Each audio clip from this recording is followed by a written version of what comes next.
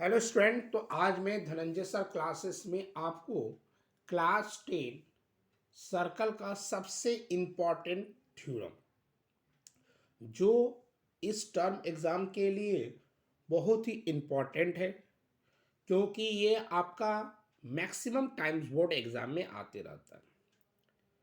क्या है थ्योरम? तो एक सर्कल है और सर्कल के एक्सटर्नल पॉइंट से दो टेंजेंट ड्रॉ किया गया है और वह दोनों टेंजेंट आपस में इक्वल होगा, ये हमें प्रूव करना है। तो जैसा कि हम जानते हैं टेंजेंट के बारे में, जो कि इंट्रोडक्शन ऑफ सर्कल में मैं आपको सर्कल के सारे पॉइंट्स के बारे में, सारे प्रॉपर्टीज़ के बारे में, किस क्या रेडियस क्या होता है, सब चीज़ मैं एक्सप्लेन कर चुका हूँ। तो फिर से मैं बता देना चाहता हूँ कि टेंजेंट होता क्या है।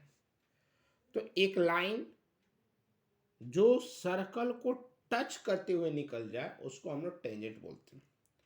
तो देख रहे हो कि ए से एक लाइन जा रहा है जो पी को टच करते हुए निकल गया।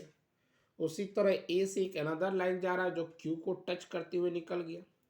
और साथ ही साथ मैं ये भी बता देना चाहता हूँ कि एक्सटर्नल पॉइंट से हम अधिक से अधिक दो ही टेंजेंट ड्रॉ कर सकते हैं। एक एक्सटर्नल पॉइंट से किसी सर्कल पर अधिक से अधिक हम कितने टेंजेंट ड्रॉ कर सकते हैं? तो दो टेंजेंट ड्रॉ कर सकते हैं। तो सबसे पहले हम गिवन में आते हैं कि गिवन में क्या दिया हुआ है। तो गिवन में आपका ए और ए क्यू जो है वह दो टेंजेंट है और दोनों टेंजेंट जो है वह कहाँ से है? तो एक्सटर्नल पॉइंट ए से। दोनों टेंजेंट कहाँ से है? तो एक्सटर्नल पॉइंट ए से। और एक सर्कल है जिसको हम सी से इंडिकेट किए हैं। इस सर्कल को किससे इंडिकेट किया? सी से। और ओ जो है वो सेंटर को बता रहा और आर जो है वो रेडियस को बता रहा। टू प्रूफ क्या करना है कि दोनों टेंजेंट, एक टेंजेंट मेरा ए पी है और दूसरा टेंजेंट मेरा ए क्यू है। तो ए पी और ए क्यू आपस में क्या होगा? इक्वल होगा। कंस्ट्रक्शन में मैंने क्या किया? ओ ए पी और ओ क्यू तीनों को मैं ज्वाइन कर दिया। तो कंस्ट्रक्शन में हमारा join O A P A Q. Next हमारा है प्रूफ में आते हैं। उससे पहले कुछ एक प्रॉपर्टी है, उस प्रॉपर्टी के बारे में जान लेते हैं कि अगर सेंटर से अगर कोई रेडियस को ड्रॉ करते हैं और वह रेडियस जाकर टेंजेंट पॉइंट को टच करेगा तो वह हमेशा परपेंडिकुलर ही होगा। जैसे कि आप देख रहे हो कि AP मेरा टेंजेंट है और सेंटर O से एक रेडियस OP है और दोनों में पॉइंट P जो है वह कॉमन आ रहा है जो कि टेंजेंट पॉइंट है, इसलिए P पर 90 बनेगा।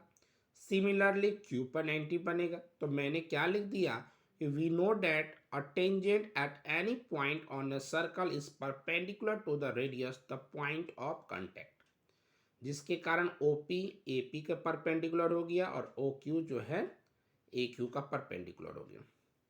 अब हम आ जाते हैं, दो ट्रायंगल है, एक ट्रायंगल AOP है और दूसरा ट्रायंगल AOQ है।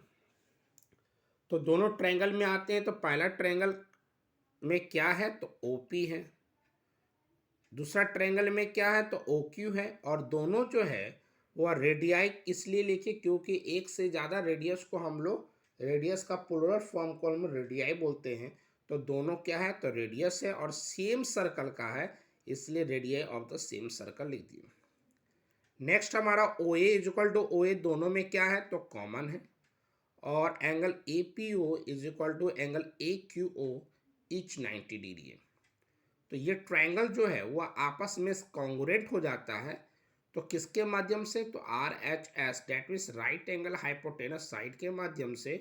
तो सी पी सी टी से हमारा ए पी जो है वह ए क्यू के बराबर हो जाएगा। सी पी सी टी से हमारा ए पी जो है वह ए क्यू के बराबर हो गया। सी पी सी टी का फुल फॉर्म क्या होगा? Corresponding part of the congruent triangle. तो हमें यही प्रूव करना था कि ए पी ए क्यू के बराबर कैसे। तो आज के लिए इतना।